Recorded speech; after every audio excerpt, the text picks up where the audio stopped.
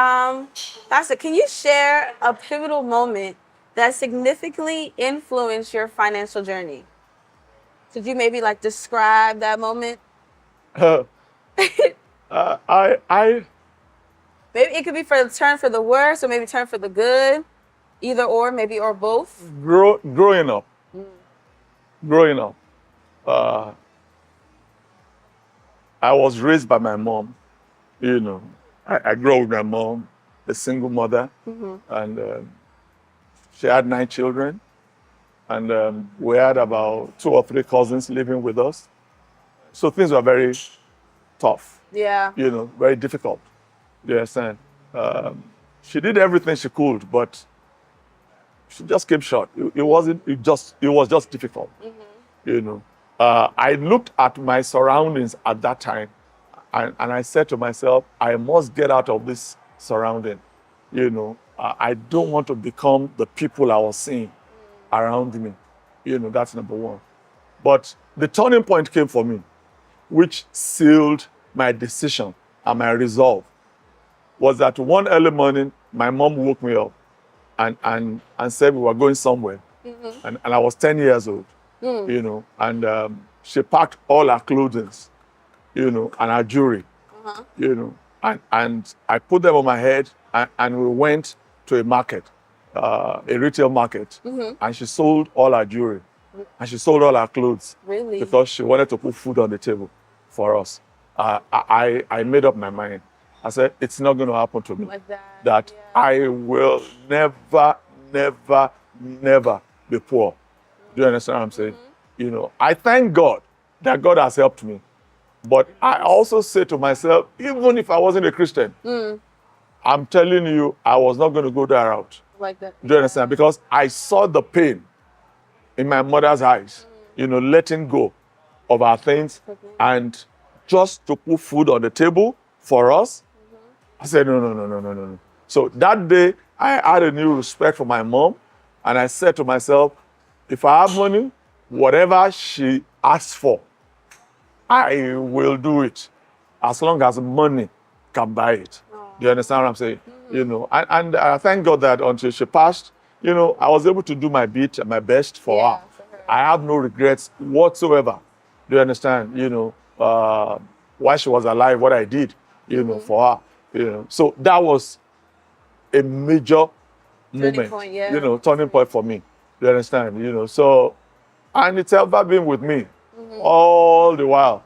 You understand? You know, and I say this to my children, and I let them understand that they must make a life for themselves and not depend on anybody. And That's so true. That's so true. And, you know, you're a father, you're a grandfather as well. So what advice do you have to give to young parents today, or even like, you know, parents who have kids who are in like their 20s and 30s? What advice do you have to give to them in terms of teaching kids how to properly handle money and, you know, teaching them the right ways in investments and opportunities? Start early. There should not be anything to hide. Do you understand? The challenge with African parents is that even when we make money, most of the money ends in one generation. There were some names that we knew, we grew up knowing. They were synonymous with money. Today, nobody has heard about those names again. Do you understand? So I asked myself, you know, I don't want to mention the names, you know, that what happened to all these guys? The musician sang praises about them. We never thought the money would finish. We never thought anything's going to happen to the money, you know, that the money is going to finish or something. But guess what? We don't know what happened. And I think part of it also was that they didn't teach their children. And when you look at the scriptures, and when God describes about the God of Abraham, Isaac, and Jacob, each of the generation after Isaac, after Abraham, they all increased in value with money. When it got to Jacob, Jacob was extremely wealthy. Why? Because it was not only taught, it was passed down.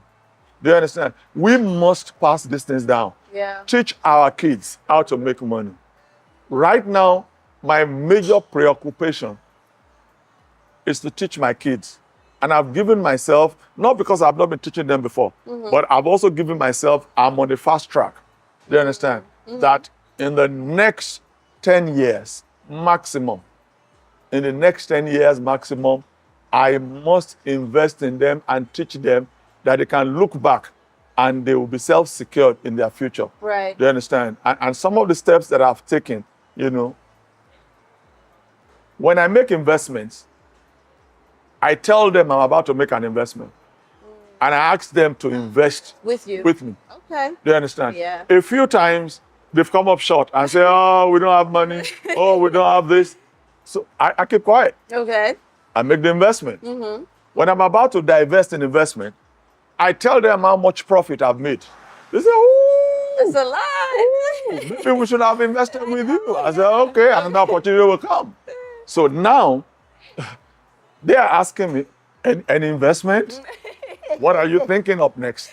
You understand? The coins. Recently, we set up, you know, a company, you know, with a family business. All of us have shares in it, you know, that we're doing now, you know, and I'm teaching, you know, one of them how to run that business, because eventually it's going to be his business and he's the one that will run it. Right. You understand? But everybody has shares in it. Okay. You understand? Okay. You That's know, smart. and we're going to look for funds to fund it, you know, and make good returns. So, and we've started. So, It's good. you know, but parents, let's teach our kids how to make money. You know, be open to them. I don't think there's any investment that I have that my kids don't know where the investments are. They know where the investments are. Do you understand? So. Okay. All right. So then, getting more into like the money talk, what kinds of financial portfolios should one have to be financially stable? Like, what's your advice about that? You have to. Yeah. It depends on everybody. You ask yourself that when do you hope to retire? Something 60, something 65, something 70. The rule of thumb is that whatever age you retire, let's say 65, for instance, Yeah, that's it. and then you add 20 years to it. 20 years to 65 is 85. Do you understand? Now, the average lifespan could be anything from that 85, it could be upwards or whatever, you know, to 90 or something like that. So you are asked to divide your portfolio by 20, which is the 20 years. So what you get is the amount of income that you live on every year. If that income is enough to sustain your lifestyle, then you are okay. So if, for instance, you retire 65 and you need an average of $100,000 a year, you know, to live comfortable lifestyle, open that you fully repaid your mortgage.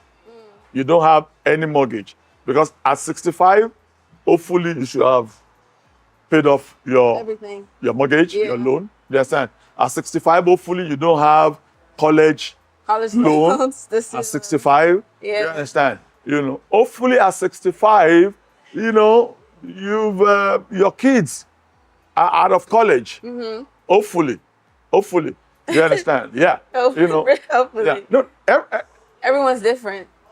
Everyone is different, but when you look at it on average, if you get married at 30 or you get married at 35, you understand?